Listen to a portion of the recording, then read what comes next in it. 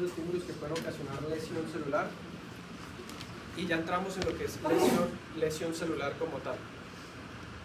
En los cambios que yo puedo tener, yo tengo primero la lesión celular reversible. Yo tengo un estímulo nocivo para la célula y expongo la célula a esos cambios, a ese estímulo nocivo, y la célula entra primero en un daño o en una lesión reversible.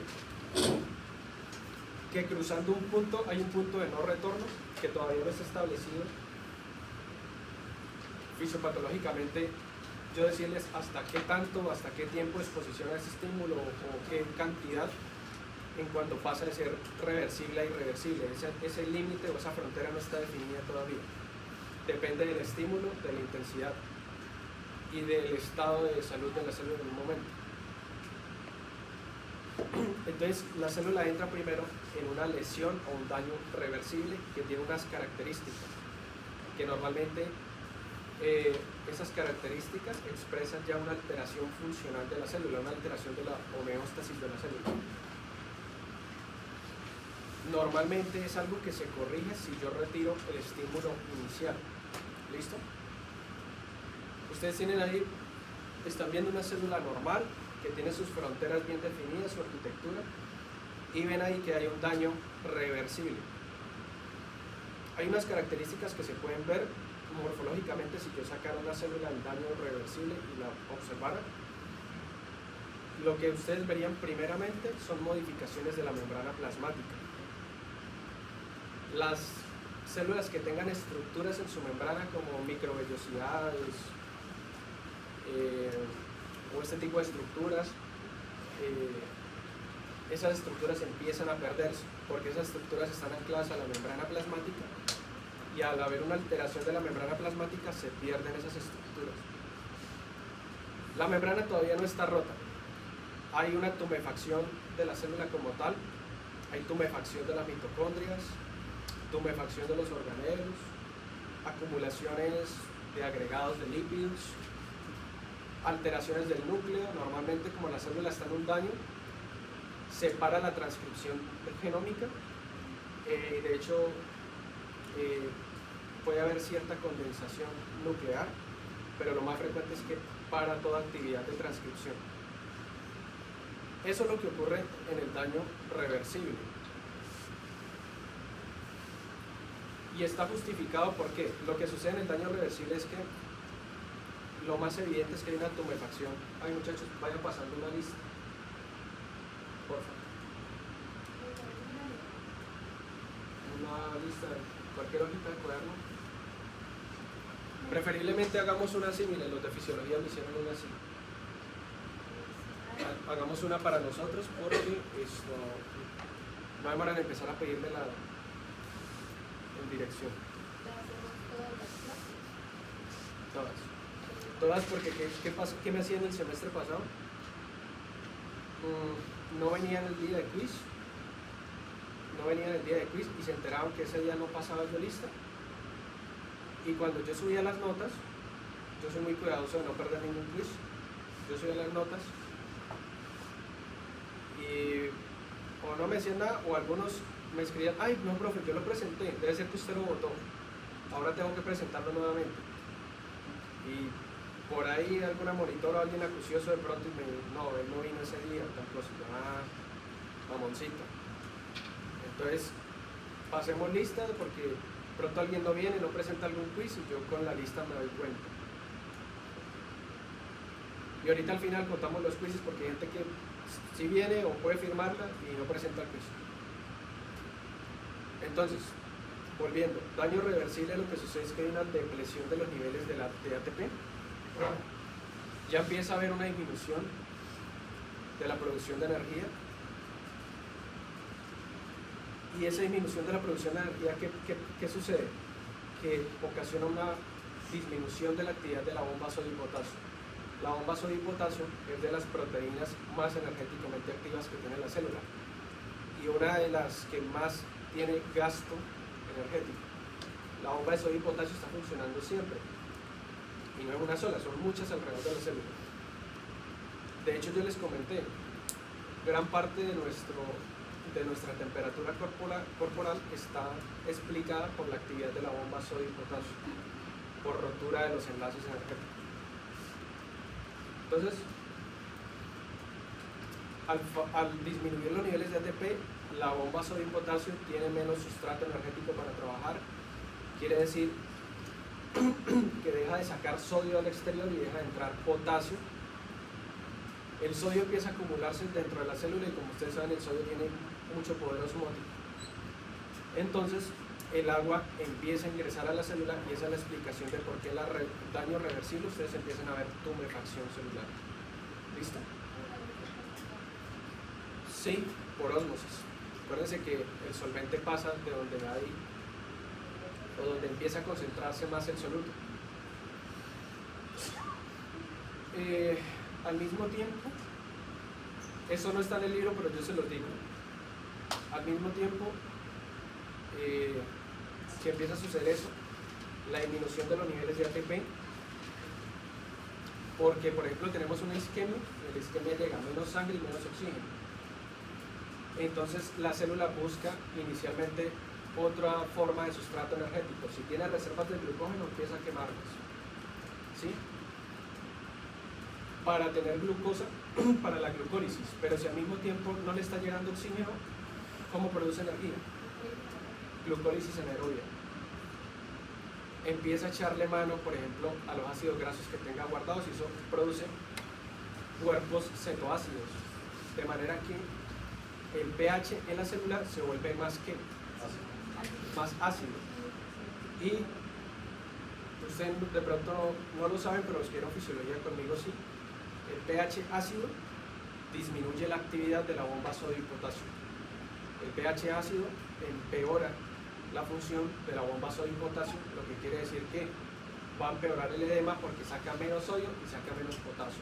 La acidosis está ligada a hiperpotasemia porque la célula ya deja de meter potasio y el potasio se acumula en el espacio extracelular. Entonces, si ustedes inicialmente tenían una isquemia miocárdica, por ejemplo, una isquemia miocárdica en lesión reversible, el miocardio va a empezar a gastar las reservas de glucógeno, glucólisis anaerobia, acumulación de ácido láctico, cuerpos cetoácidos, disminuye el pH. Esa acidez también tiende a la rotura de la membrana celular. Esa acidez empeora la función de la bomba sodio-potasio. Esa acidez hace que se acumule potasio extracelular y el potasio extracelular, la concentración alta de potasio extracelular, como en una hiperpotasemia, es perjudicial para las mismas células miocárdicas porque ocasiona trastornos de la repolarización y el ritmo cardíaco. Entonces, bajo esa premisa, el paciente puede hacer un paro cardíaco por una hiperpotasemia. Entonces, algo que inició normalmente como un infarto, puede terminar en un paro cardíaco por esa vía. ¿Listo?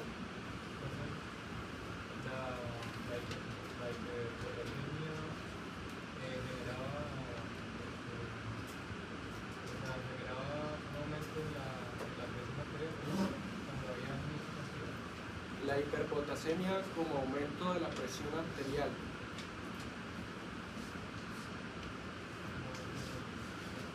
La hiperpotasemia. No, bueno, las concentraciones altas de potasio no tendrían mucha injerencia sobre la presión arterial sistémica, porque la presión arterial sistémica no depende directamente del potasio, sino de la resistencia vascular periférica y el gasto cardíaco. Pero sí, una concentración alta de potasio pudiera meterse con la resistencia vascular periférica, pero no es tan común. La puede llevar a una hipotensión por un trastorno de repolarización cardíaco que haga que el corazón funcione mal, no bombee adecuadamente y entonces afecta uno de los parámetros de la presión arterial, que es el gasto cardíaco. Pero no es común que la hiperpotasemia, más común que se meta con el corazón. Es común que la hiperpotasemia,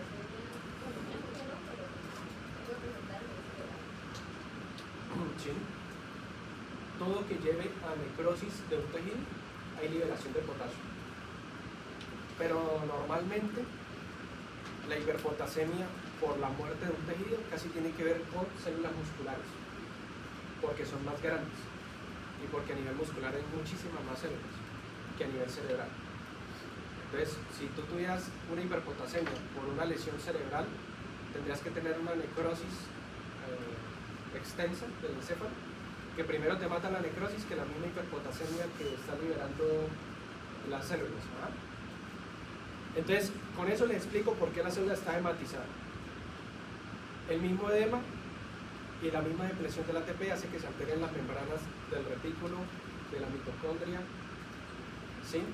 Las mismas membranas lisosomales. Como hay menor ATP, hay menos recambio y metabolismo de la membrana.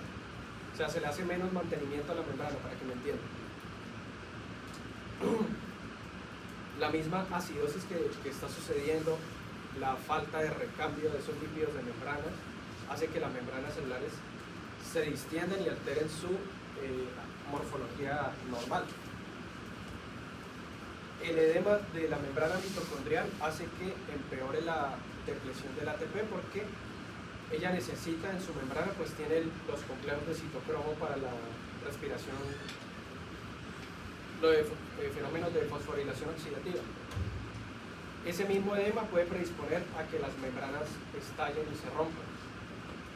La membrana del retículo endoplásmico está hematizada. El retículo endoplásmico para sus actividades. Como no hay gasto energético, como no hay energía, las chaperonas y todo este sistema de marcaje y de plegamiento de proteínas funciona mal, entonces empieza a acumularse proteínas mal plegadas, más estrés a la célula. Y esto de aparición de figuras de mielina y todo esto no es más que lípidos que no se alcanzaron a metabolizar del todo, porque no hay energía para sustentar ese proceso, y quedan como agregados celulares. La dilatación del retículo endoplásmico, pues porque la célula se está hematizando y hay incluso separación de la membrana de los polisomas. Usted sabe que el retículo endoplásmico es rugoso, se lo ve como una membrana con bolitas en el exterior. Esas bolitas son polisomas para la parte de la síntesis proteica. Entonces el retículo endoplásmico está también alterado. Y alteraciones nucleares, pues el mismo núcleo pues para y ya no hay transcripción genómica. Todo eso sucede en el daño reversible. Y el daño irreversible no es más que el empeoramiento de todo esto que ya hablamos. Cuando yo ya paso del daño reversible al daño irreversible, yo inevitablemente la célula va a llegar a una muerte celular que puede ser principalmente por dos vías. Hay otras formas de muerte celular que son como especies de combinaciones de las dos anteriores, que se producen en situaciones muy específicas, muy específicas. ¿Listo? Entonces tenemos la primera, que es la necrosis. ¿Qué es lo que más llama la atención de la necrosis? Daño de membrana e inflamación. Son los dos conceptos que se tiene que tener acá, ¿sí? Hay más cositas, pero lo principal es daño de membrana e inflamación. Daño de tejido asociado. Entonces, en la necrosis el daño mitocondrial y de membrana ya es más grave. Ya definitivamente los niveles de ATP están en un nivel muy bajo. El estrés y la lesión celular ya ha sido detectada. Ojo, porque una célula puede terminar en necrosis, pero eso no quiere decir que en un inicio no se hayan puesto en marcha mecanismos de apoptosis. Puede ser que cuando estaba en daño reversible, la célula ya estaba preparada para entrar en la apoptosis, ¿sí? No necesariamente, la necroptosis es diferente. La necroptosis se da en situaciones específicas. Acá lo que me refiero es una célula normal, digamos, le quitamos el flujo sanguíneo. La célula detectó que ya no puede reparar lo que tiene y entonces los BCL2 se van a regular a la baja y se va a formar el poro para que salgan las proteínas de la mitocondria. Pero lo que quiero decir es que de pronto la isquemia es tan intensa que no le da a la célula el tiempo de que termine muriéndose por vía de apoptosis, sino que termina muriéndose por necrosis. ¿Sí me hago entender? Hagan de cuenta que bueno, la isquemia es muy intensa y la célula dijera, no, pues de aquí a que yo haga apoptosis me demoro 2 horitas más. Pero el daño de las membranas y la isquemia es tan alta que termina la célula rompiéndose antes de llegar a los mecanismos apoptósicos. Entonces no es como para que, o sea, normalmente en un mecanismo de lesión pueden ponerse en marcha las dos cosas.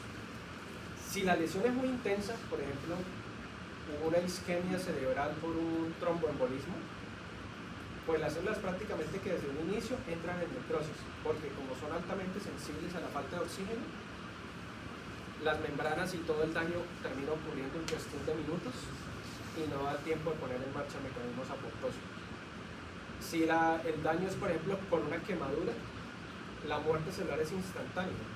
Si ustedes colocaran la mano sobre una plancha de cocina que está a 90, 100 grados centígrados, pues la necrosis es prácticamente instantánea, ¿sí? Y la necrosis no va a ser por todos estos mecanismos como tal paso por paso, sino por una simple y llana rotura y muerte completa de las células desde el inicio. Entonces yo por eso les digo, que tengan presente el tipo de estímulo que les estoy diciendo. Entonces, necrosis, daño de membrana, agotamiento del ATP, empeora la función metabólica y energética de la célula, rotura de membranas lisosómicas, rotura de membrana plasmática, rotura de la mitocondria misma, porque como hay edema, hay producción de especies reactivas de oxígeno, porque como no hay oxígeno, no hay ATP, no hay cómo funcionen adecuadamente los mecanismos enzimáticos de la célula, entonces se producen especies reactivas de oxígeno que los mecanismos antioxidantes no pueden frenar. Y esas mismas especies reactivas de oxígeno, ustedes se dieron cuenta que un radical libre se puede pegar a cualquier componente orgánico o inorgánico. En este caso, la membrana celular de la mitocondria se pega a los lípidos de la mitocondria, a su vez ese lípido queda formado como un radical libre, porque le quita electrones. Él queda inestable y él tiene que subsanar esa falencia quitándole electrones a algo más, de manera que el proceso es autocatalítico y la membrana pues prácticamente de la mitocondria empieza a desintegrarse, 1 porque hay edema, 2 por los cambios de pH y 3 por la misma especie reactiva de oxígeno que hay. Se rompe, va a haber fuga de la citocrom que estamos hablando, por lo tanto pudiera ponerse en marcha mecanismos apoptósicos, hay fuga de los mismos radicales libres que están contenidos ahí. ¿Hay fuga de qué más? Bueno, las proteínas proapoptósicas, de calcio. El calcio va a poner en marcha por sí mismo enzimas como proteasas, adenasas, lipasas, fosfolipasas, adeneasas, que básicamente ¿qué hacen? Empiezan a degradar lípidos, empiezan a degradar las membranas, los lípidos de membranas, ADN, empiezan a desintegrarlo completamente, empiezan a desintegrar proteínas citosólicas o enzimas, lo que se encuentra, entre ellas proteínas del citoesqueleto, lo que empeora la lesión porque como hay edema, el edema en sí mismo trata de separar la membrana del citoesqueleto, como si ustedes separaran la dermis de la epidermis. Y al separarse la membrana del citoesqueleto, ya la membrana queda flácida y no tiene un soporte estructural, entonces la membrana se puede romper mucho más fácil. Entonces hay degradación de las proteínas del citoesqueleto, degradación de las proteínas de las enzimas, degradación de membranas celulares, por lo tanto la membrana celular se puede romper, las membranas de las demás mitocondrias se rompen también, las membranas del retículo endoplásmico y las membranas de los lisosomas. Por lo tanto los lisosomas se pueden romper y se puede fugar enzimas activas de los lisosomas al citosol y todo eso empieza a digerirse completamente. De manera que, ¿en qué termina eso? La célula se rompe finalmente, daño irreversible allá, la célula se rompe y hay fuga de los componentes celulares que inducen inflamación, entre ellos ¿cuáles son? ¿Cómo? No le escucho. ¿El qué? Las moléculas asociadas a daño molecular, pero ¿cuáles son? ATP, ¿qué más? Potasio. Acuérdense que el potasio debería estar concentrado intracelularmente. Cuando se libera en las fibras locales produce dolor y el potasio en altas concentraciones a nivel local le dice a las células vigía, acá hay una necrosis celular. Hay más cositas, por ejemplo, proteínas, ciertos tipos de proteínas citoplasmáticas que al liberarse se detectan que hay necrosis y puede haber inflamación, como en el caso de las células musculares, las miofibrillas y las proteínas de actina y miosina que las componen. Pero principalmente para inflamación es ATP, ácido úrico y también en menor medida, pero también está el potasio, para que las tengan ahí presentes. Eso finalmente lo que le dice a las células dendríticas o las células vigía de ese tejido en específico es que hay una necrosis. Entonces ellas, ¿qué hacen?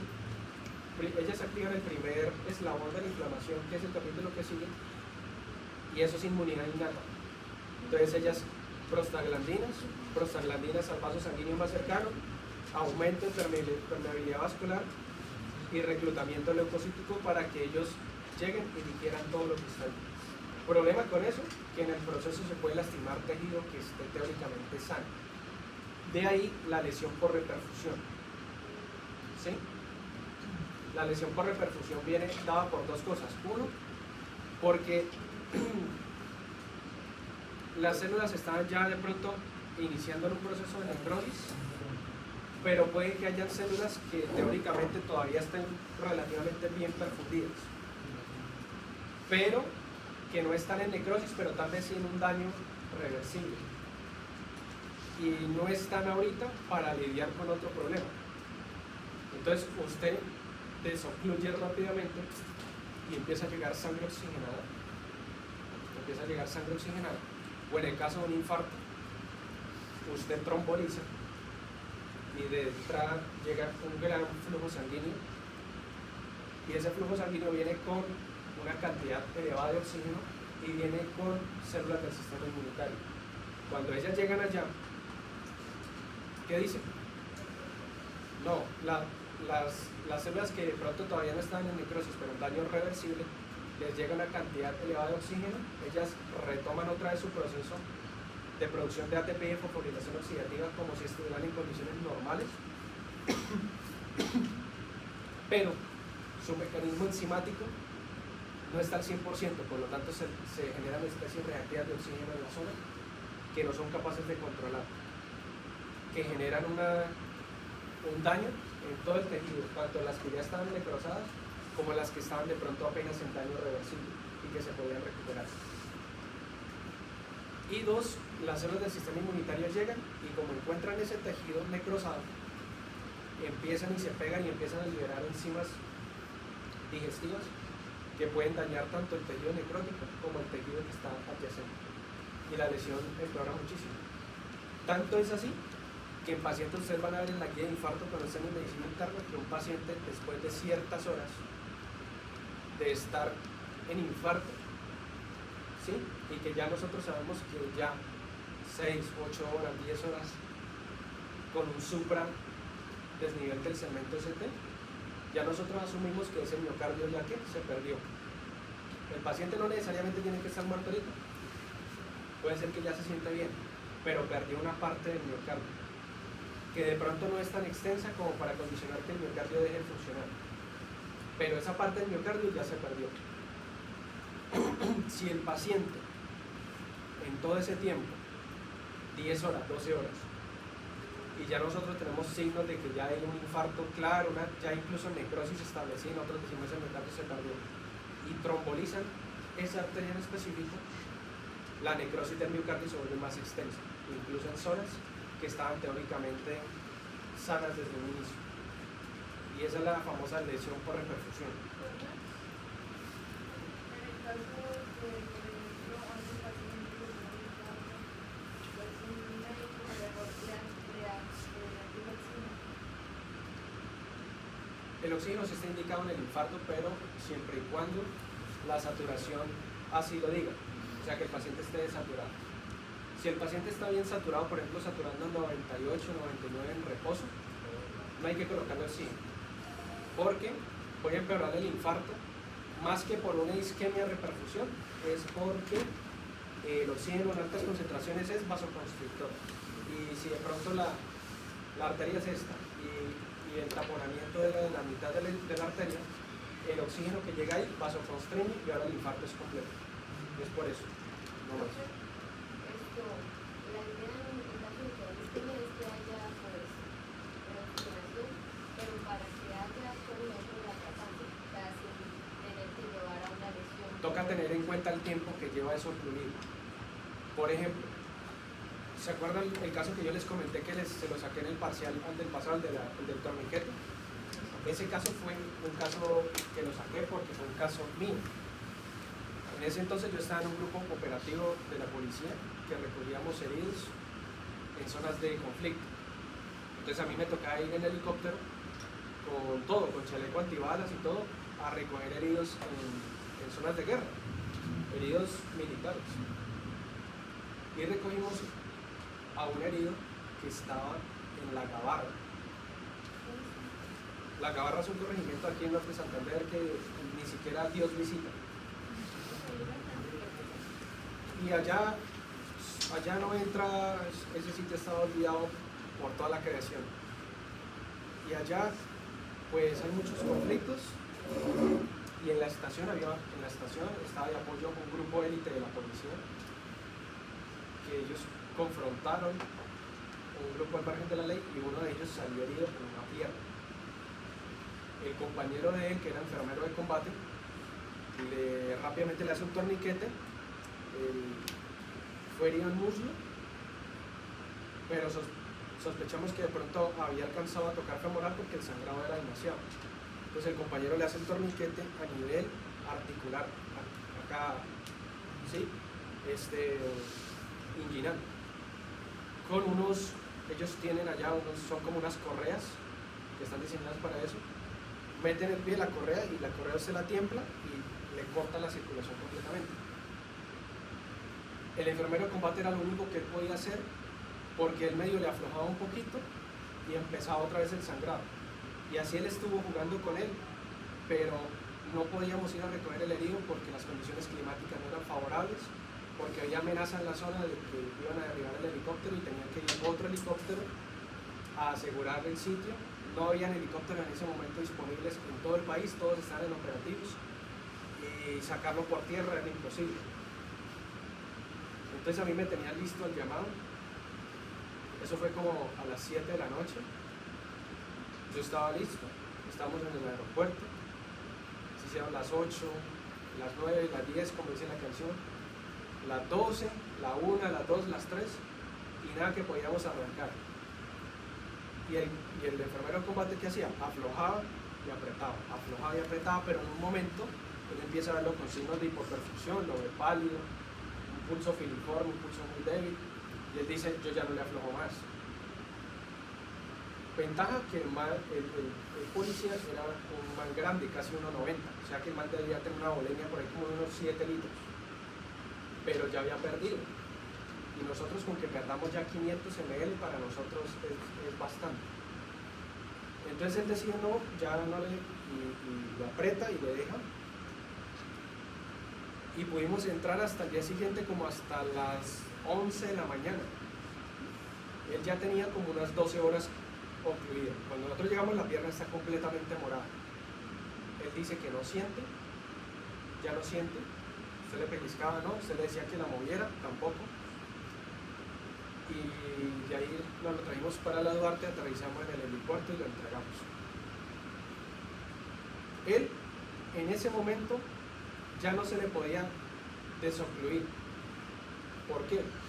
La pierna muy probablemente ya estaba necrótica, completamente hasta el sitio de la oclusión. Si nosotros, ustedes saben por qué Dr. House camina como?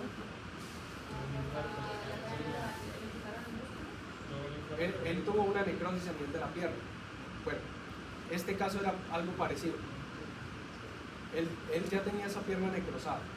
Cuando yo llegué, el enfermero de combate, nos vinimos en el helicóptero y llegando a la Duarte, él me dice, soltémosle. No se puede soltar. no se puede soltar porque de aquí para abajo todas estas células ya entraron en necrosis. Y la pierna es muy grande. La pantorrilla es un músculo grande, el cuádriceps es un músculo grande. Si yo le desocluyo, va a retornar flujo sanguíneo a esa zona. Ese flujo sanguíneo llega por arterias, ya no va a hacer nada porque ya está necrótico, pero por venas se devuelve y me va a recoger todo el potasio que liberaron las células necróticas. Tanto así que el potasio, cuando entre, me va a causar un dolor intenso, y eso es lo mínimo que puede suceder. La cantidad de potasio tan grande me lleva a un paro cardíaco. Entonces, él ya tenía la pierna perdida. Yo ya no me podía poner que desocluyamos, que salvar la pierna se iba a perder. Pero en ese momento usted dice, ¿qué le salva? ¿La pierna o la vida? ¿Sí? Probablemente el enfermero de combate hubiera podido seguir jugando toda la madrugada con él, le desocluyo, ¿no? De pronto se hubiera salvado la pierna, sí.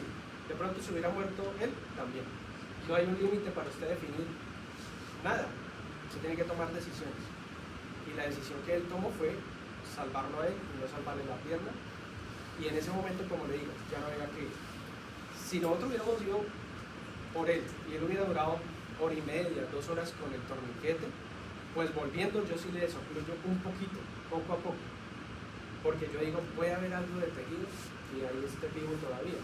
Porque la célula muscular, como lo dice el libro, reposa y se conserva.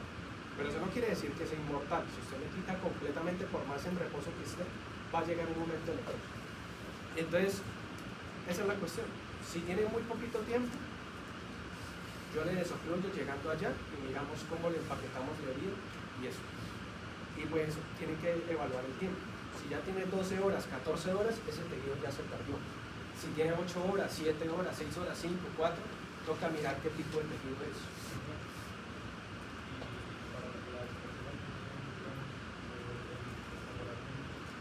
Hay una manera de, por ejemplo, hacer un caso, por ejemplo, en un tratamiento, hay alguna manera de ir recuperando la perfusión, pero poco a poco, sin hacer Pero un taponamiento de qué? o sea, digamos, por ejemplo, algo que ocurre completamente con flujo sanguíneo, ¿Pero en dónde? digamos a nivel muscular, ¿sí? Han pasado un par de horas y perfusión completamente peligroso, porque hay una manera de perfusión de poco. Pues es que depende del tipo de oclusión, porque si es, por ejemplo, por un trombo o por una trombosis venosa profunda, por ejemplo, en la trombosis venosa profunda, usted normalmente no ve que la persona pierde la pierna. Usted ve que se le inflama y duele porque es una trombosis venosa, no trombosis arterial. Pero si usted tuviera una trombosis arterial o un trombo que ocluye una arteria, pues si estamos en el contexto de una ciudad como acá, rápidamente en un hospital y le colocan la anticoagulación y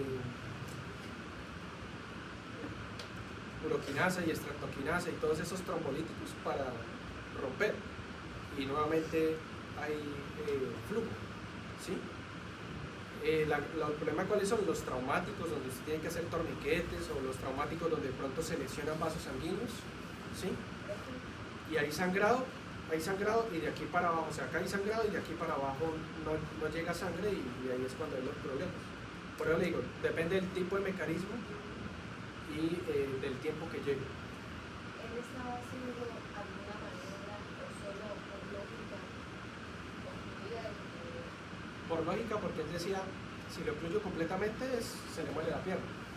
Él tampoco tenía un tiempo establecido, cada 10 minutos le abría un poquito, cada 15 minutos. Pero es que el sangrado era demasiado, él medio le abría y sangraba, y otra vez pese a que le ocluía, el sangrado persistía unos minutos. Entonces ya en lo último él ya le dio miedo y él prefirió dejarlo así, completamente ocluido. alguien quería no para salvarle y no así si fuera por lo menos un extendido tiempo que uno dice no vamos a estar en una clínica, estoy acá, este torniquete y yo? Eso es lo que les va a pasar a ustedes cuando estén en el rural. Allá para esos sitios hay médicos rurales, en La Gabarra, en El Tarra, en San Calixto, que son estaciones de relevo de la policía. Y en esos sitios ustedes no tienen nada. Entonces si les llega eso y ustedes pues necesitan salvar al paciente la pierna y eso, ustedes no pueden hacer prácticamente nada, lo pueden mover por pierna. Por porque se supone que los grupos ilegales no deberían molestarlos en la misión médica, se supone. Lo moverían por tierra y ahí usted tendría que mantenerle el torniquete el tiempo que, mientras llega a un hospital de segundo o de tercer nivel, el tiempo que demore en tierra en traerlo. Si el sangrado no es tan profuso, puede ir haciéndole maniobras de desoclusión cada 10 o cada 15 minutos, le afloja un poquito, que se reperfunda, palpa pulso y vuelve y lo ocluye. Pudiera de pronto ayudarle un poquito. Pero si el sangrado es demasiado, de manera que usted tiene que mantener el torniquete, usted no puede hacer absolutamente nada más. De pronto ayudarle un poquito con líquidos y eso, pero no hay nada más, no se puede hacer nada más. Ya cuando usted lo trae a tercer nivel, a nivel quirúrgico, cirujano vascular, ya hace el resto. Pero a nivel de medicina general no puede hacer absolutamente nada más. No le da los recursos y todo. Hay sitios donde ni siquiera tienen torniquete.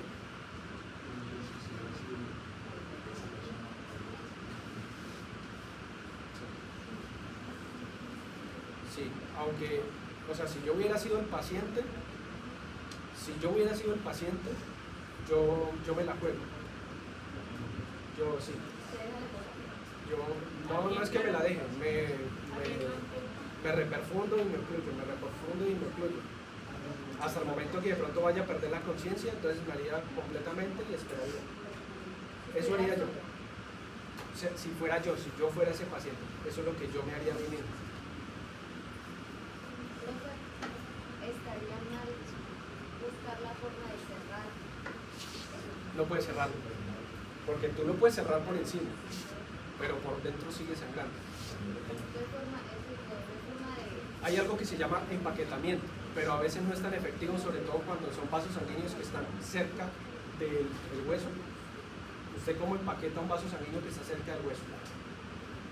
De pronto por la herida del proyectil y usted le mete gasas y empaqueta, pero no da.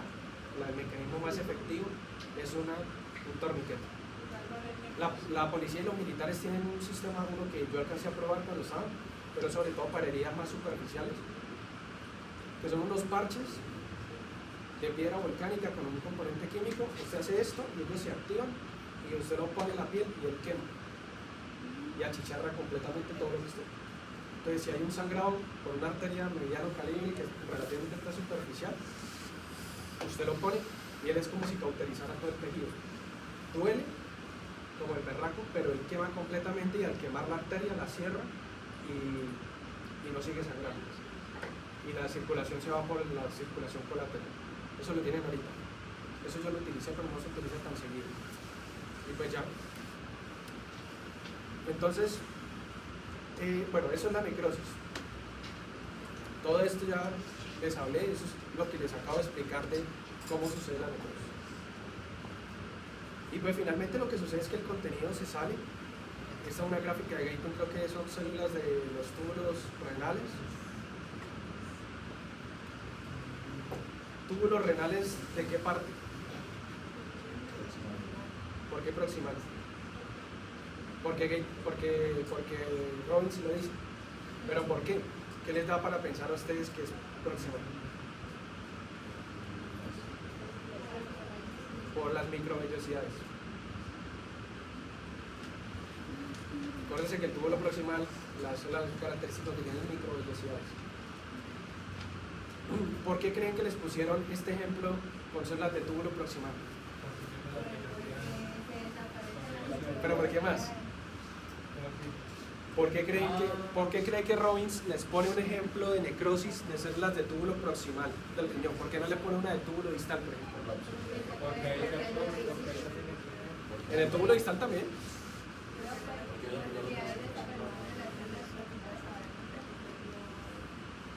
En cualquier parte del túbulo puede haber necrosis y puede haber desaparición.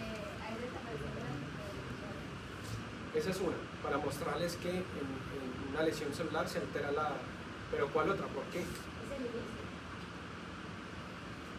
Porque los que vieron fisiología conmigo saben, en el túbulo proximal hay una gran cantidad de mitocondrias y de requerimiento de ATP. En el riñón, el lugar donde más se consume energía es el túbulo proximal. Por eso cuando hay isquemia renal, uno hace ¿qué? Una patología tubular, una necrosis tubular aguda, Y la necrosis tubular aguda, cuando ustedes hablan de necrosis tubular aguda del riñón, casi siempre se refiere a ¿qué? A túbulo proximal.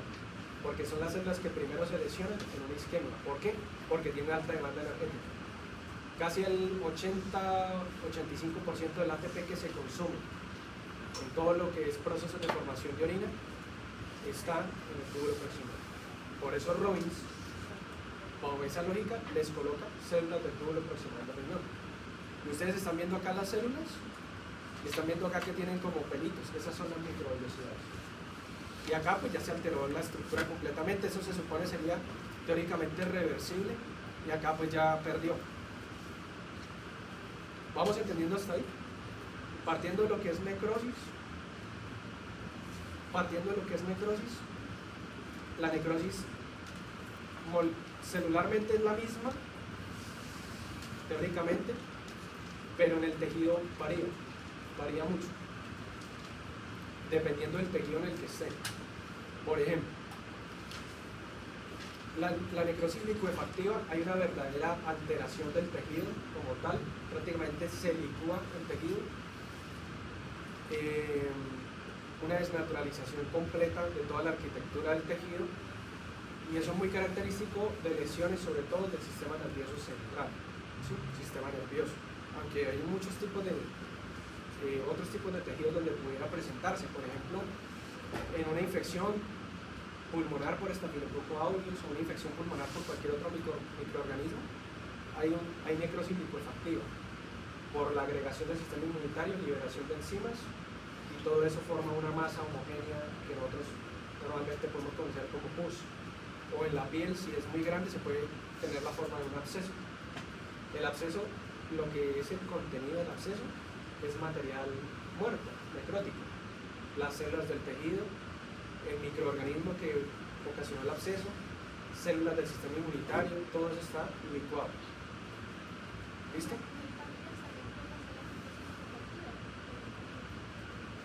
Sí pudiera.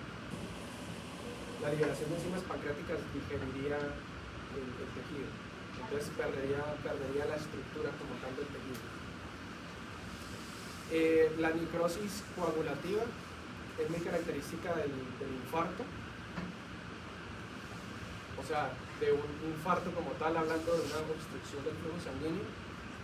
Fíjense que yo les dije que el señor de la pierna, él llega, la pierna se ve ya morada, pero la pierna no se licuó, la pierna sigue estando ahí. O sea, teóricamente hay rotura de las células, teóricamente hay una alteración de la arquitectura de la célula, pero el tejido como tal en sí mismo sigue intacto, ustedes siguen viendo la pierna.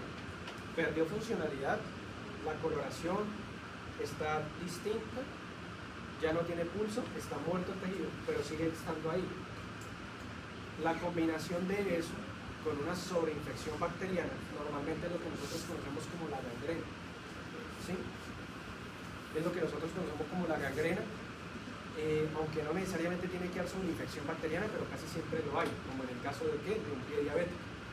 No sé si han visto esos memes que llegan los pacientes con los dedos así que están ya negros y ya no tienen tejido vital y están casi que el hueso como con una piel negra. El tejido se licuó, no, ahí está el tejido, ustedes ven los dedos, pueden tocarlo, pero están muertos, ¿sí? Esos dedos normalmente se murieron, ¿por qué? Por una alteración del riego sanguíneo. Pueden tener sobreinfección bacteriana o no, pueden tener sobreinfección por microorganismos o no.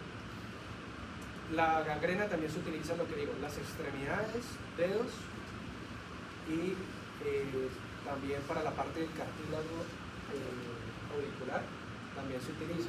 Uno puede tener una necrosis, una gangrena del cartílago por estar en un ambiente muy frío, por ejemplo. ¿Sí? Esta zona es muy mal irrigada y en ambientes fríos hay vasoconstricción intensa que puede condicionar que este tejido se pierda. Entonces, esa es la situación.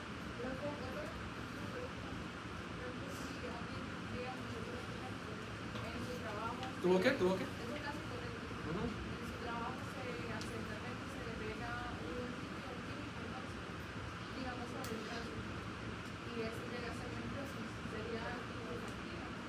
Teóricamente sí. Teóricamente sí, porque la definición de licuefactiva es que se pierde la arquitectura del tejido. O sea, se distorsiona el tejido y forma una masa homogénea.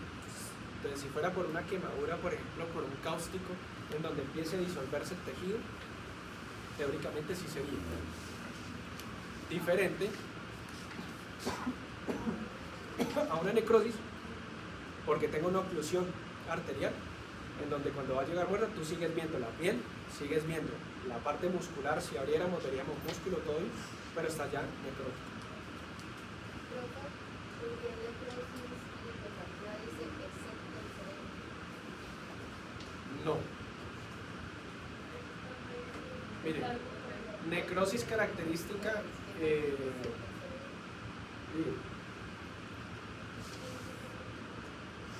no, es que la de arriba es coagulativa. Es error mío. La de arriba es coagulativa. Puse licuefactiva 2 veces. No, la de arriba es coagulativa, que está hablando, la arquitectura se mantiene durante algunos días, todo está, pero lo que quiere decir ahí es que la necrosis coagulativa está dada normalmente por una interrupción del flujo sanguíneo. Pero si usted interrumpe el flujo sanguíneo, el sistema nervioso central, específicamente el cerebro, no se va a ver como una coagulativa, sino se va a ver como una licuefactiva. ¿Por qué? No se sabe. No se sabe. Puede ser por la alta sensibilidad a la pérdida de oxígeno de estas neuronas. Entonces, necrosis coagulativa por interrupción del flujo sanguíneo, excepto en cerebro o sistema nervioso central. ¿Listo? Arriba es coagulativa. Sistema nervioso central, estructuras nerviosas. Porque la he visto también en médula espinal, también la he visto. Bueno, gangrenosa, la necrosis caseosa, ejemplos no hay muchos y el ejemplo estrella es la TBC. Teóricamente porque hay necrosis y también hay granulomas asociados, ¿sí?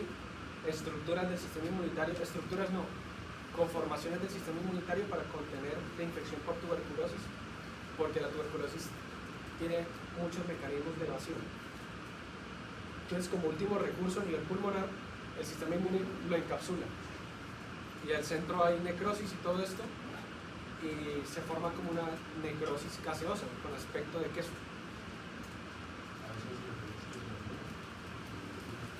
No siempre que haya granuloma hay necrosis caseosa, no necesariamente. Se presenta particularmente porque ustedes pueden tener un granuloma en piel, pueden tener un granuloma en cualquier otra parte. Por ejemplo, cuando yo estamos en internado, hubo un compañero que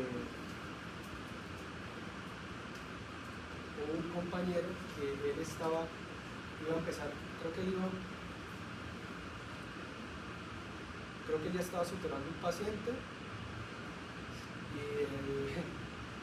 y él fue a colocarle más anestesia. Bueno, y no sé cómo fue, y el marica se erró y bueno, se terminó clavando la aguja él mismo acá en el dedo, como por aquí. Y entonces cuando él hizo así, la aguja alcanzó a fragmentarse un poquito.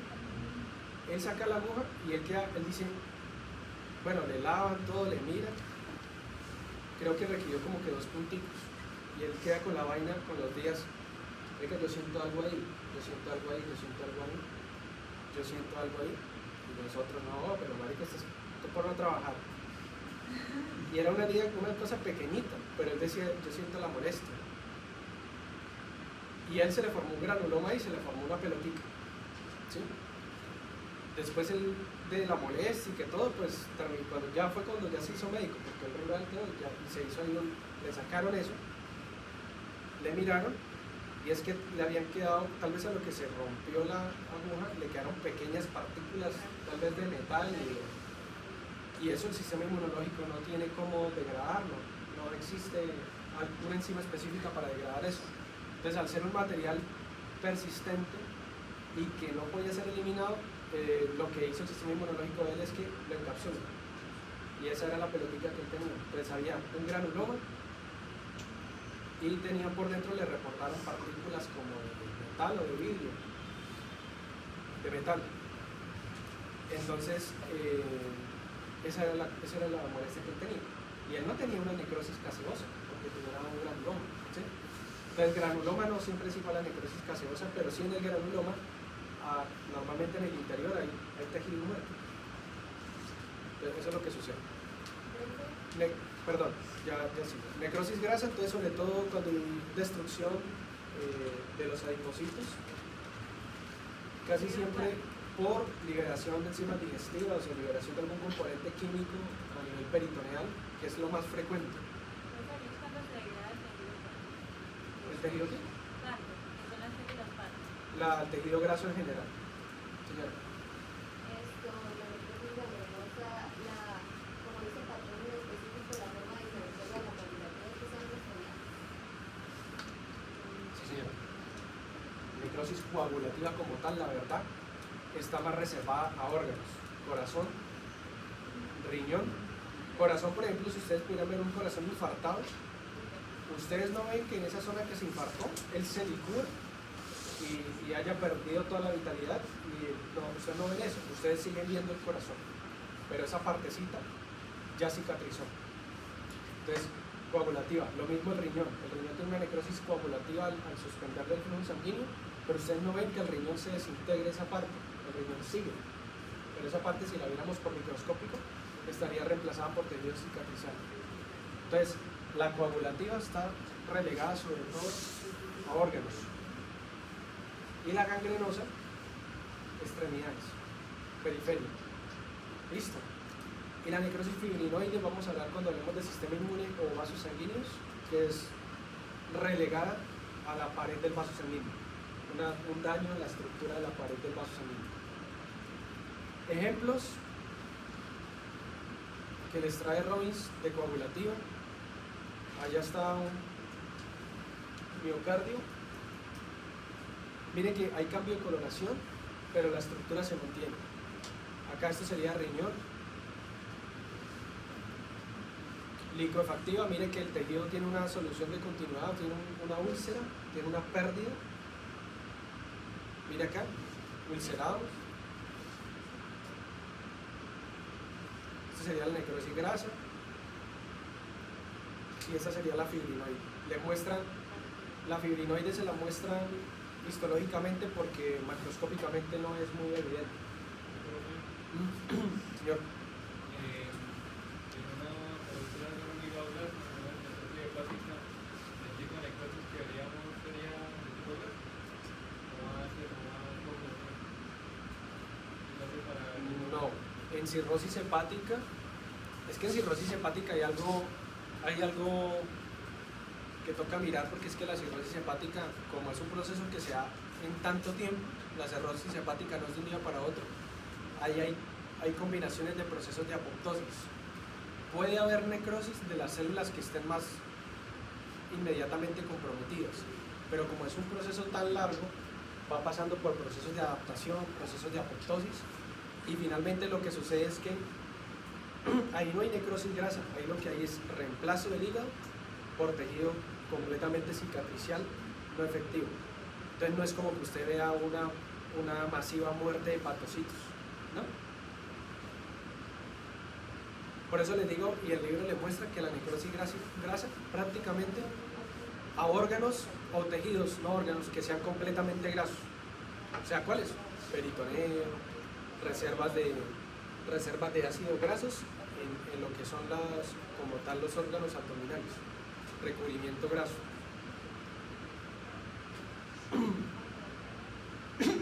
¿Qué más? Bueno, muchachos, ¿quedó clara la necrosis? Listo. Si vieron todo lo que yo les dije para explicar el mecanismo de cómo las células se mueven, ¿no? Eso quiero que me lo coloquen. Si yo les pregunto algún mecanismo de necrosis, me tienen que mencionar todo lo que yo les dije. Miren todo lo que por donde me metí, o sea, hablé de calcio, hablé de edema, hablé de bombazo de potasio, de cambio en el pH, hablé de degradación, todo eso.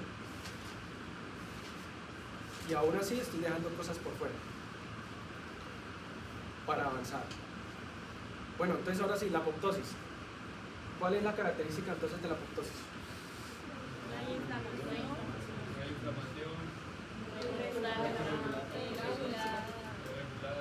Regulada. Regulada de forma específica y genómicamente.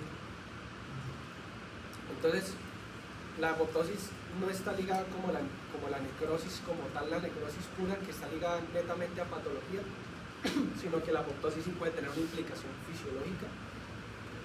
Entre algunas cuantas está involución de estructuras primordiales, como cuáles, el ducto arterioso que yo les mencioné en la clase pasada. Ducto arterioso. ¿Cómo? También la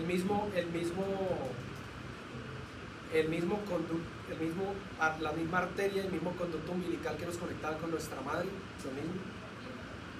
El timo, involución de tejidos dependientes de hormonas, el endometrio femenino, que yo les dije la vez pasada, la mama después de dejarla de estimular, después de la menopausia, ovarios en menopausia, el epitelio vaginal en la menopausia, se la montaron a las mujeres. la pérdida muscular, ¿La formación de qué? Ah, claro. Sí, cuando nosotros estamos en periodo embrionario, como compartimos un antecesor común que al parecer era acuático, cuando estamos en periodo embrionario tenemos membranas que unen nuestros dedos. Los conspiranoicos toman eso para decir que las sirenas y todas estas peonadas que compartimos, y hay teorías que están propuestas en la comunidad científica donde dicen que cuando el ser humano evolucionó del primate, se dividieron en dos caminos, unos que siguieron en tierra y otros que teóricamente tuvieron que haber seguido en agua. Entonces, bajo ese punto de vista, ellos proponen que pudo haber en algún momento alguna especie de primates inteligentes que vivían netamente en el agua, pero no está comprobado. Lo que sí es que tenemos un antecesor común. Tal vez esto venga desde el tiempo que salimos del mar, como especie primordial de antecesor común, y en el periodo embrionario tenemos membranas en las manos. Esas membranas empiezan a degradarse tempranamente por apoptosis, de manera que ya nos permite la movilidad de los dedos, pero si no lo hace, los bebés nacen con una condición que se llama sindactilia, que los dedos están completamente unidos. Pueden estar muy unidos o pueden estar teóricamente separados, pero por una membrana que no les permite la movilidad. Eso se arregla de manera quirúrgica. Eso es lo que sucede si esa membranita no se separa. Recambio de poblaciones de células en proliferación. Como los tejidos tienen que controlar su población celular, pues constantemente están unos en apoptosis y otros están naciendo de células madre. Eso es lo que sucede en el tejido hematopoyético. Eliminación de linfocitos autorreactivos, ¿sí? Los linfocitos se exponen en vía temprana de los linfocitos a antígenos propios, y si reaccionan ellos exponen una molécula que hacen que, pues muy parecida a la del Fas ligando, muy parecido al Fas ligando, y eso hace que ellos entren en apoptosis. Y muerte de células que han cumplido su objetivo útil, las células inflamatorias que llegaron, destruyeron el tejido, repararon, y las prostaglandinas caen, y esa ausencia de prostaglandinas y de citoquinas les dice a las células que ya cumplieron su objetivo y entran en la apoptosis. ¿Por qué las células inflamatorias no entrarían en necrosis? Porque perpetuaría la inflamación que ellas mismas fueron a corregir. Entonces no tendría sentido. Y bueno, entonces ahora sí, la apoptosis en condiciones patológicas. Cuando hay daño en el ADN, por ejemplo, radiación, algunos fármacos, quimio o radioterapia, básicamente es algunas mutaciones que se pudieran dar de manera aleatoria en la célula o por culpa de la infección de algún microorganismo, proteínas mal plegadas, que puede ser también por radiación, por fármacos, por una infección, o puede ser genético, como en el caso de Huntington, e incluso en el Alzheimer, en la fibrosis quística, proteínas mal plegadas. Posterior a algunas infecciones, ya les dije, puede ser con una infección viral, como utiliza el genoma y el mecanismo del ser humano para dividirse, puede ser que destruya o dañe alguna parte del ADN o genere alguna proteína anómala que lleve a la célula no apoptosis. Y pues se está estudiando porque se cree o se piensa que contribuye a la atrofia patológica tras la obstrucción de conductos. Sobre todo, por ejemplo, cuando ustedes ven en procesos de cálculos en el colédoco, cálculos en las vías biliares, se puede producir esto. O también puede encontrarse, por ejemplo, cuando hay obstrucción por un cálculo en el urétero. Puede encontrarse también. Bueno, la apoptosis es diferente de la necrosis porque se evidencia ya, acá ya no hay tanto edema, sino hay más bien una reducción del tamaño. Condensación de la cromatina. ¿Por qué creen que la cromatina se condensa?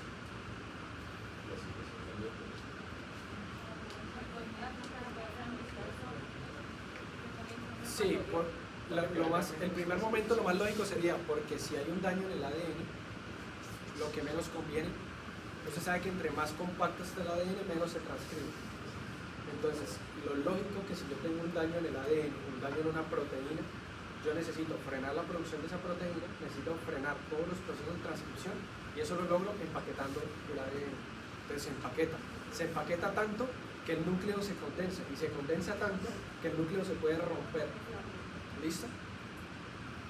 Formación de vesículas citoplasmáticas en cuerpos apoptósicos. El mecanismo de eso no está muy claro, pero se cree que puede ser parecido al de cuando se forman las moléculas de clatrina, algo así muy parecido. El caso es que desde ya empiezan a formarse pequeñas englobaciones de membrana que engloban, valga la redundancia, organelos y contenido citoplasmático para que en el momento en que se rompa, nada quede liberado, nada quede suelto. Y finalmente termina en fagocitosis de los cuerpos apoptósicos por las células del sistema inmunitario. Y existen dos maneras de yo llevar a cabo una muerte celular programada por apoptosis pura. Entre ellas está la vía mitocondrial, que esta es una de las respuestas que podían colocar. Entonces, lo que sucede es que hay unas proteínas antiapoptósicas que son ¿cuáles? Hay varias más, pero podemos quedarnos con eso, no hay ningún problema. Se supone que esas proteínas antiapoptósicas mantienen impermeable la membrana de la mitocondria. Teóricamente, nada entraría y nada sale. Mantiene lo que está dentro de ella y que no sale. Estas proteínas antiapoptósicas pues son pro vida, se mantienen reguladas al alza con estímulos pues que son pro vida, por ejemplo, hormonas, por ejemplo, señales tipo citoquinas, prostaglandinas, señales de supervivencia como contacto con otras células, factores de crecimiento, nutrientes en sí mismos, glucosa, oxígeno, condiciones adecuadas de temperatura. Cuando las condiciones son ideales para la vida, las proteínas BCL2, BCLX y BCL1 están reguladas al alza. Tenemos unas proteínas que son proapoptósicas, que son las BAX y las BAC. Hay más, pero esas son las más estudiadas, que van a formar el polo. Y tenemos unas que son más como unas reguladoras o mediadoras,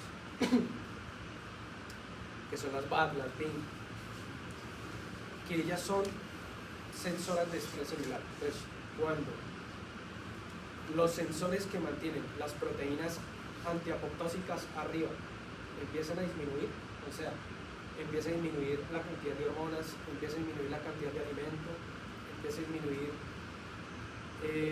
factores de crecimiento, las proteínas antiapoptósicas empiezan a disminuir y las proteínas reguladoras tienen efectos incluso en el ADN. Entonces, ¿qué hacen?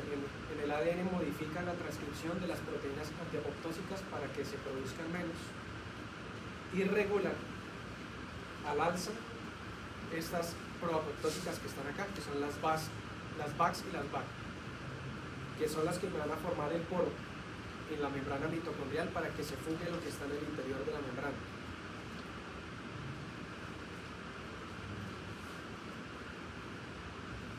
¿Dónde está el hermano?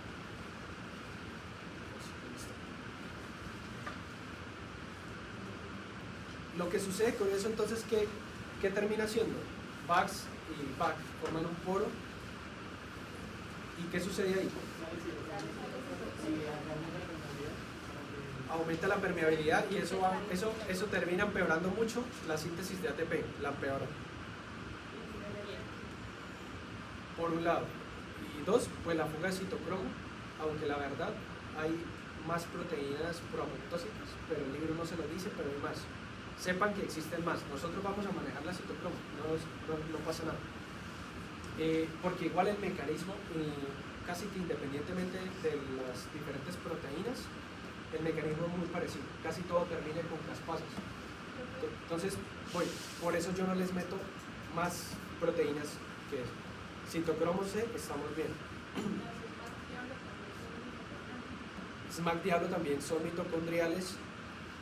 Y ellas, si bien no activan directamente las caspasas, sí activan algunas enzimas que mantienen a las caspasas dormidas, inactivas.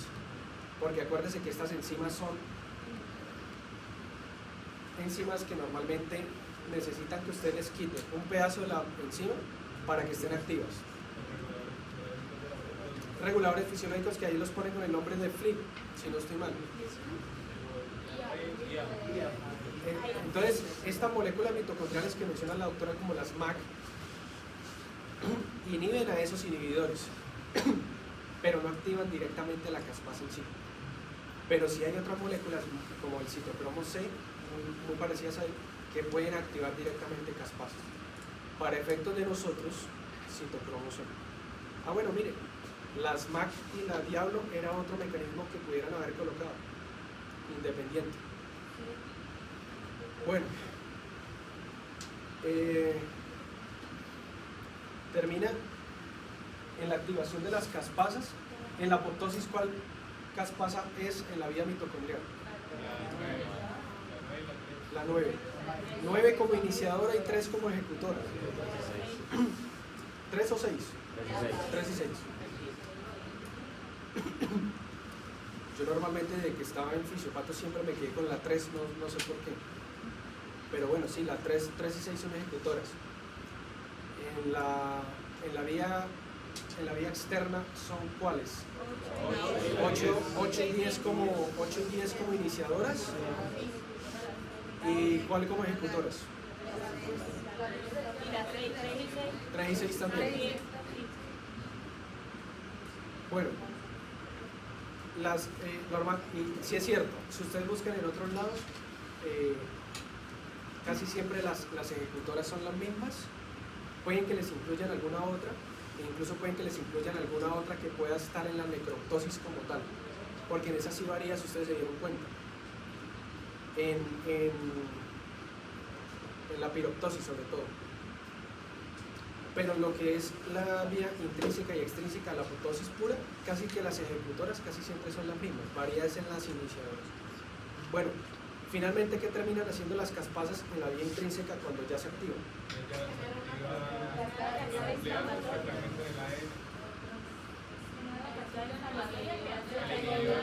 Terminan activando a su vez otras enzimas que ya son como las que ya terminan matando la célula por completo, que dañan el ADN, pero teóricamente también pudieran activar proteasas puras como tal para dañar la arquitectura celular. Y pues finalmente todo sale en forma de cuerpos apoptósicos, ¿sí? Y ese es básicamente el mecanismo de qué? De la apoptosis intrínseca. Fíjense que no profundicé mucho, o sea, hablamos de la apoptosis intrínseca con lo más básico y puro de lo que es la apoptosis. Pudiera profundizar más, pero lo que me interesa es que conozcan eso, cómo sucede. Si yo lo pregunto, colóquenme las cosas en orden, ¿no? ¿Quién se regula a la baja? ¿Quién se regula al alza? ¿Quién forma el poro? ¿Qué sale por el poro? ¿Qué activa eso que sale por el poro? ¿Qué caspasa activa primero? Si pusieron todo hasta ahí bien, no. Activa la caspasa 3, la cagaron. Porque activa a quién primero. A la 9. Y yo de eso sí me puedo pegar. Porque tienen que tener un orden en la cabeza. ¿Listo?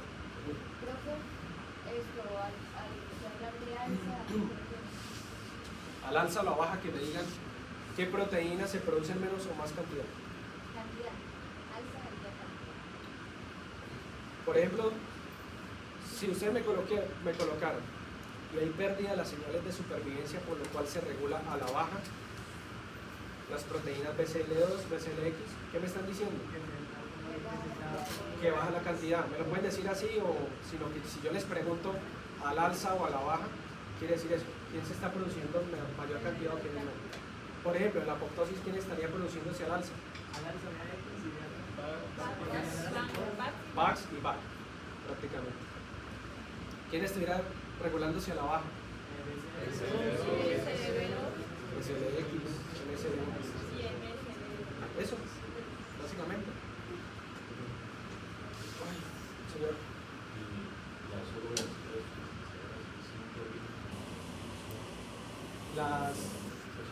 Las solo BH3.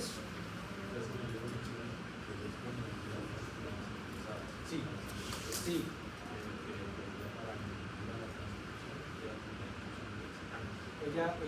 Ella se puede meter, las sensoras se pueden meter, uno, inhibiendo directamente las proteínas mismas como tal, ¿sí? O sea, inhibiendo a quién? A las antiapoptósicas. Y pueden meterse con la transcripción de los genes.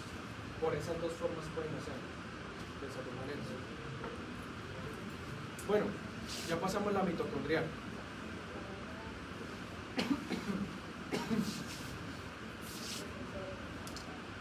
La vía extrínseca.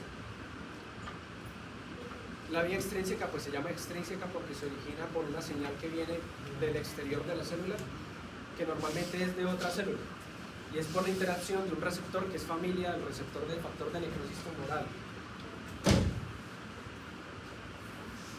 E incluso se parece mucho a los receptores del complejo principal de histocompatibilidad, tiende a parecerse un poquito. Este receptor se llama el receptor FAS, y el receptor FAS se tiene que pegar a un ligando que viene de otra célula que se llama el FAS ligando.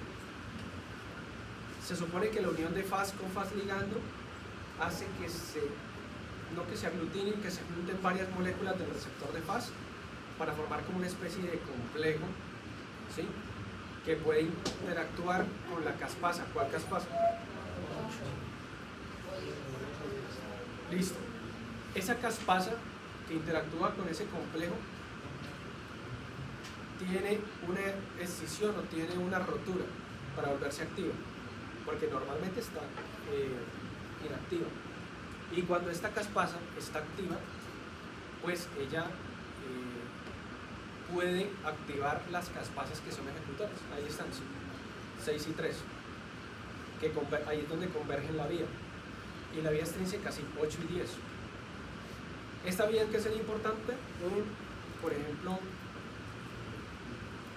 se puede evidenciar en cuando algunos virus infectan algunas células, ellas pueden expresar algunos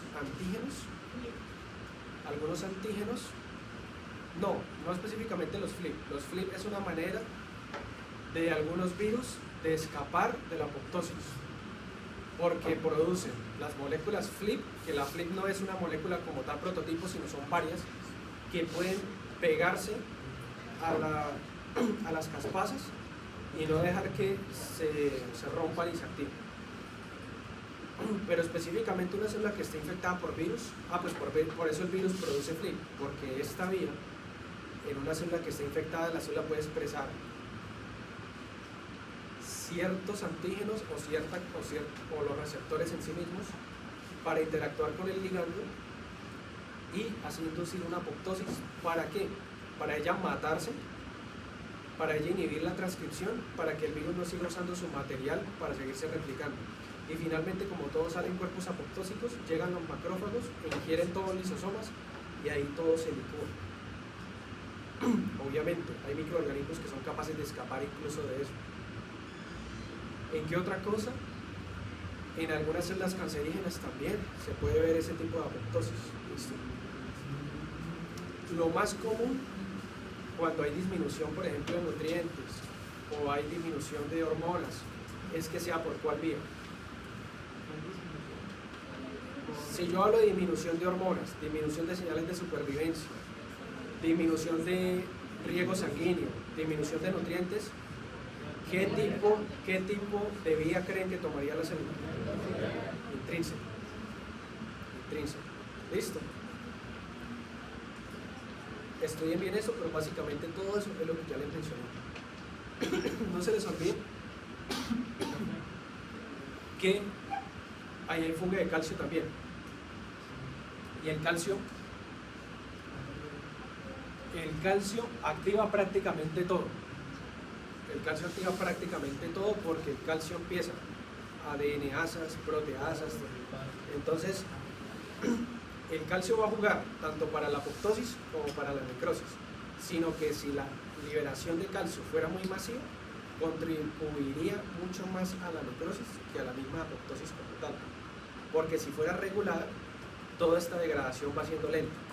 Pero si la liberación de calcio fuera masiva, como ocurre en un estímulo muy dañino como la necrosis, empieza a activar proteasas y lipasas de manera que se termina consumiendo la célula mucho antes que llegue a apoptosis. ¿Listo?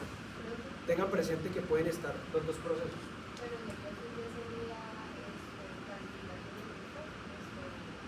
No, pero es que estamos hablando del calcio mitocondrial.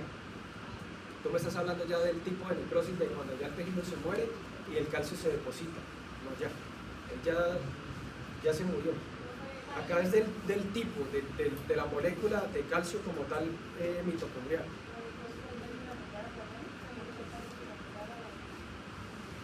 ¿Cómo?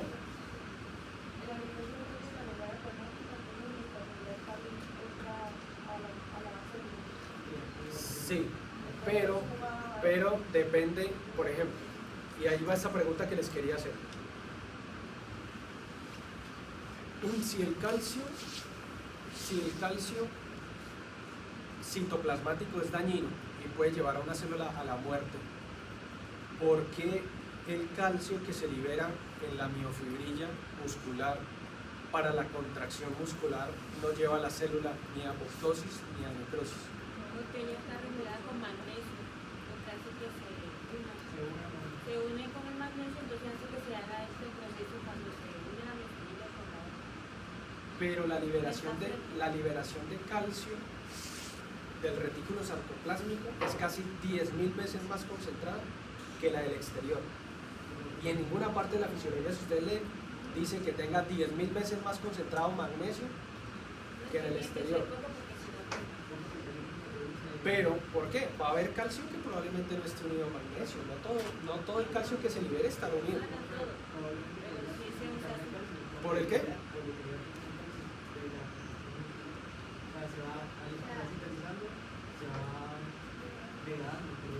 Pero el calcio no se degrada.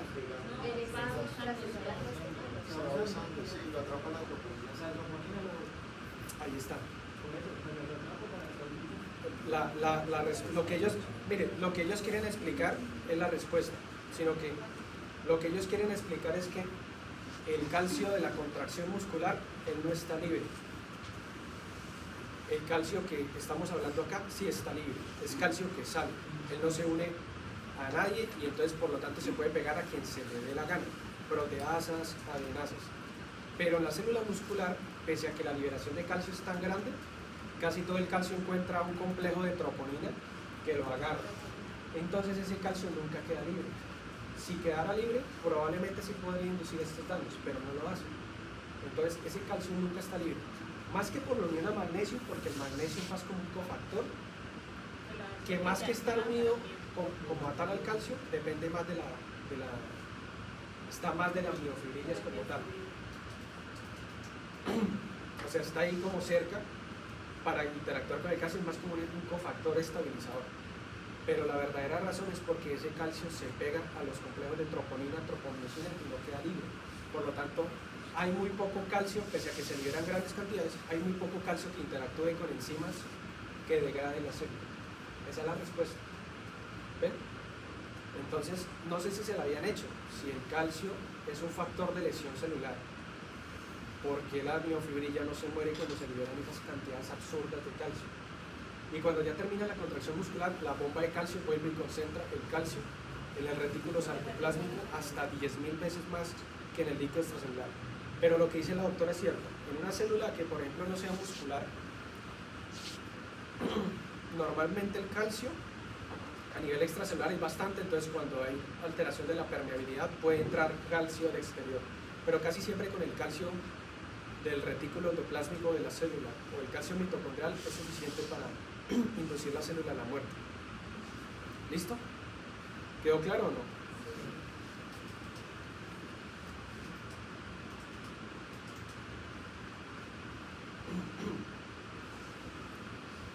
Está este que es la necroptosis, pero realmente está en situaciones muy específicas. Por lo tanto, a mí me hicieron esa pregunta y yo les dije, si yo les hablo de muerte celular, vamos nosotros a hablar o de apoptosis o de necrosis, ¿listo? O sea, si les pregunto en algún parcial o algo, necroptosis o piroptosis, yo tendría que darles específicamente como la pista o la razón para que fuera eso. Porque es que esas son condiciones de muerte demasiado específicas que no se producen tan frecuente ni tan ocasionalmente. Requieren condiciones específicas.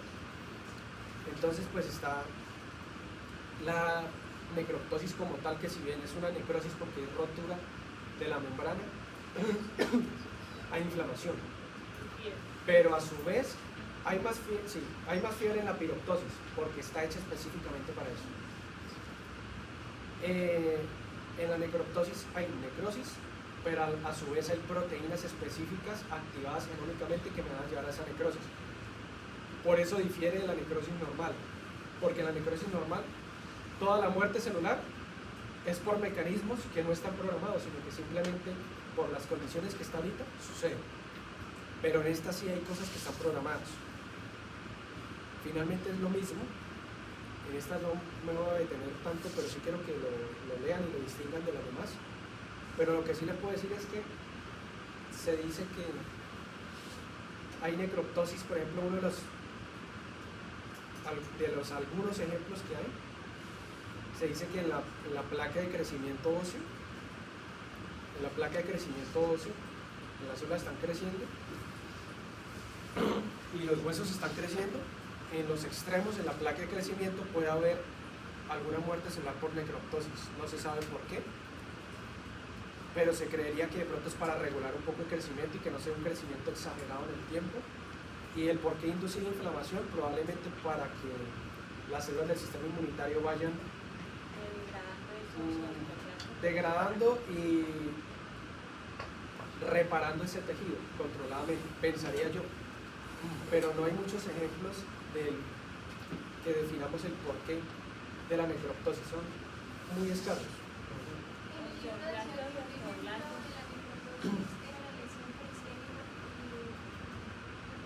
Bueno, en la isquemia reperfusión puede darse, pero entonces ¿qué? Depende también, porque si tú desobstruyes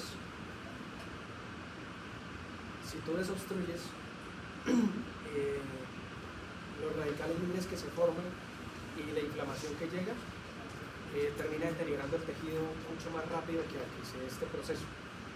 Y tendría que ser isquemia reperfusión, lógicamente, en tejido que esté todavía vivo. Porque si tú ya tienes una pierna necrótica, por ejemplo, y reperfundes y ya la pierna está necrótica, este tejido no va a entrar en necroptosis porque este tejido ya está muerto. ¿Listo? Entonces, por eso les digo que tienen que ser condiciones de muerte, condiciones muy específicas para que sea este tipo de muerte. Señor. Me parece que también decía en el libro que relacionado a la necroptosis era para algún tipo de acción pues, para control de virus o algún tipo de Sí. infección que no se pueda parar con la vida. En infecciones puede suceder así, pero entonces ustedes me van a confundir porque dicen, pero usted dijo que en apoptosis por vía extrínseca era para infecciones. Una célula nunca toma un solo camino, ¿sí? Entonces pudiera deshacerse de un microorganismo por apoptosis o por esta vía. Y la necroptosis teóricamente lo que induciría es que me mato yo, mato el virus y aparte atraigo células del sistema inmunitario para que lo maten a él. E incluso depende del microorganismo, porque hay microorganismos que pueden llevar a una célula a que haga apoptosis y hay microorganismos que pueden llevarla a que haga necroptosis. Depende del microorganismo. La piroptosis básicamente es lo mismo, pero involucra mucho la caspasa 1 y se mete, hay digamos muerte celular programada, pero hay inflamación y hay sobre todo producción de interleuquina 1, que cuando veamos el capítulo que sigue de inflamación vamos a ver que la interleuquina 1 es altamente pirógena, induce fiebre.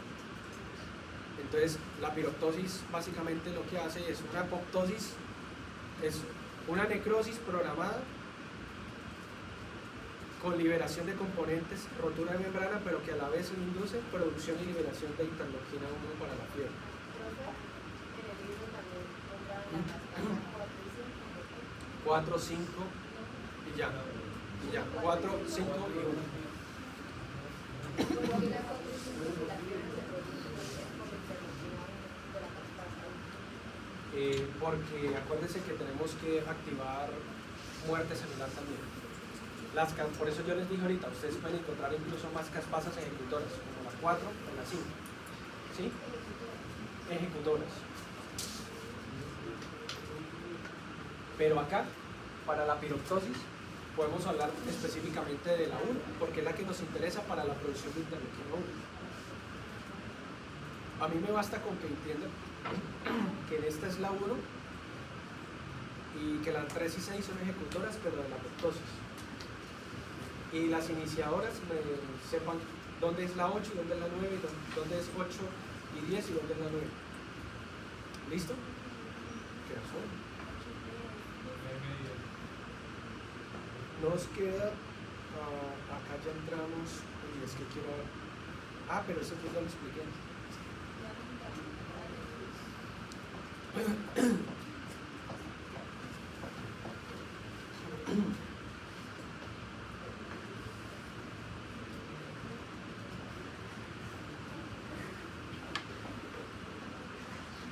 Sí, de todo lo que estaba hablando ya hablé de esto.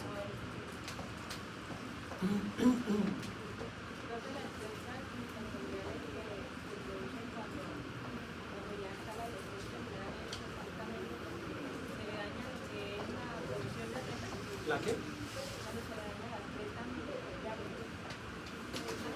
Para que se dé la cresta mitocondrial ya tiene que tener alteración de la estructura de la membrana. O sea, ya la membrana está inflamada, está edematizada, y ya para estar edematizada ya hay un daño importante. Sí. Sin embargo, todavía pudiera ser reversible porque acuérdense en las características de lesión reversible hay edema de la célula, edema de las mitocondrias. Si progresa ya sería irreversible. Bueno, muchachos, vamos un poquito de lo que es la autofagia en condiciones de disminución de alimento, en condiciones de disminución de oxígeno y de nutrientes, pero en condiciones progresivas o controladas. Tienen que ser condiciones que no me maten la célula, sino condiciones que me permitan que la célula viva exactamente con lo justo y lo necesario. La célula entra en un proceso de racionalización de recursos en donde prácticamente recicla sus componentes celulares para, digamos, mantenerse en el tiempo. Entonces se forman estas estructuras que son fagosomas, que dependen de una molécula que se llama la LC3, que también interactúa con la parte de lo que son los microtúbulos, y probablemente por eso es que le dan esa forma al fagosoma e interactúan con fosfolípidos de membrana. Lo que hace es que funciona muy parecido a la vía de la ubiquitina, marca como ciertos organelos o ciertas proteínas que quiere degradar, van allá, forman fagosoma, fagosoma se une con el lisosoma y rompe todo lo que está dentro y eso se recicla. Los aminoácidos, los fosfolípidos que estén ahí, se reciclan. Y la célula hace eso para mantenerse un tiempo mientras los recursos vuelven a ser lo suficientes para mantener el equilibrio que tenía anteriormente. Si esta disminución de los recursos de los nutrientes progresa, la célula termina en un daño irreversible que probablemente va a terminar en una apoptosis, porque estamos hablando que es algo controlado en el tiempo. Y eso es la autofagia. La autofagia, a ver, para el mecanismo de atrofia, que yo creo que ya para la siguiente clase, está involucrado la vía de la ubiquitina proteasoma. ¿Sí? Pero teóricamente, por una autofagia también pudiéramos tener una reducción del tamaño celular. Entonces, para que no se vayan a confundir. ¿Listo? Profe, en el caso de una persona que tenga anorexia, puede estar pasando nuestro autofagia y no sé, atrofia con el La persona que tiene anorexia, sí, sus células están en autofagia. Sus células musculares, por ejemplo, empiezan a degradar sus mismos componentes celulares proteicos. Por lo tanto, ella se vería macroscópicamente como una atrofia, ¿sí? de sus extremidades, del tejido muscular. Entonces, los brazos serían más delgaditos. Y también porque por la vía ubiquitina proteasoma se marcan proteínas que la misma célula requiere reciclar. Lo que quiero decir es que ustedes pudieran, si leen más, porque el libro acá los pone como que no tiene nada que ver una con la otra, yo lo que les quiero decir es que pueden encontrar dos procesos, ¿sí? Dos procesos. Pero ojo, yo puedo entrar en atrofia sin necesidad de pronto hacer autofagia. Por ejemplo, el reposo prolongado, el desuso. La célula no empieza el proceso de atrofia porque necesita nutrientes, porque diga, uy, no tengo, porque sí tiene. Le llega el mismo ritmo sanguíneo, le llega la misma cantidad de glucosa, pero ya que dice, no estoy utilizando. Entonces toca degradar lo que no estoy utilizando porque mantener esa estructura sin utilizarla es energéticamente inviable. Entonces empieza a marcar proteínas intracelulares y a degradarlas, ¿sí? Con el fin de utilizarlas de pronto para otra cosa o simplemente con el fin de reutilizarlas o sacarlas para no mantener esa estructura más grande que costaba mucha energía mantener y que no se estaba utilizando. Más que para ella tomar eso y nutrirse a sí misma, porque nutrientes le están llegando. Entonces, una cosa es la autofagia que pudiera llevar a una atrofia, pero que el mecanismo es por depresión de nutrientes. Diferente a una atrofia que bien pudiera ser por depresión de nutrientes, pero que también puede ser por otros mecanismos que no tienen nada que ver con que la célula se esté desnutriendo, como por ejemplo la atrofia por desuso, o la atrofia porque están llegando menos señales de supervivencia, menos hormonas. ¿Sí? Entonces probablemente no todas las células de ese tejido entran en apoptosis, sino que muchas otras se vuelven más pequeñitas para regular su función a lo mínimo posible. ¿Sí me entendieron? ¿Sí me hice entender? Pueden estar las dos en el mecanismo de atrofia, pero ustedes tienen que tener en la mente qué es lo que está llevando a ese paciente a la atrofia. Como la tiroides, ¿cierto? Sí, si yo tengo autofagia, yo tengo atrofia de la célula, porque es que yo estoy digiriendo los componentes celulares. Y se supone que si yo estoy en atrofia, yo no puedo estar en hipertrofia. Perdón, si yo estoy en autofagia, no puedo estar en hipertrofia. O sea, si estoy en autofagia, se supone que es porque yo no puedo mantener una estructura tan grande y necesito reciclar componentes. Por lo tanto, el tamaño celular y la función celular empieza a regularse a la baja y ustedes teóricamente veríamos una célula más pequeña. Esa es la definición de atrofia como tal. Sino que es que el libro no les hace esa distinción. La glándula tiroidea, sí, pero tocaría ver por qué mecanismo es. Porque si es porque tú le quitas el riego sanguíneo a la tiroides, la atrofia sería más por autofagio, ¿sí? Claro, también hay activación de la ubiquitina proteasoma, ¿sí? Pero si la atrofia es porque la sangre sigue llegando, pero yo quito la TSH, o sea, mi hipotálamo deja de producir TSH, por lo tanto deja de estimularse la glándula tiroidea. La glándula tiroidea tendría todavía recursos, tiene riego sanguíneo, tiene oxígeno, pero se vuelve más pequeñita porque dice, a mí no me está estimulando nadie, por lo tanto yo no estoy siendo utilizada y me vuelvo más pequeña. Ahí sería más por ubiquitina proteasoma que por autofagio. ¿Sí ven la diferencia? El virus no se las hace, pero clínicamente sí es importante. Llegamos hasta acá. ¿Mucha información? No, poquita. Pues, ya cuando uno llegue, Profe, la próxima clase No, la próxima clase yo creo que da apenas para terminarlo y ya. Que es lo que uno se demora normalmente con un tema de estos. Casi 2 o 3 clases. profe, después de este capítulo vamos al 3. Inflamación. Pero No sé qué número es, pero creo que sí es el 3, inflamación. lo leemos la próxima. ¿Cómo? Ya pueden ir leyéndolo si quieren. Esperen, no se vayan. Conteo de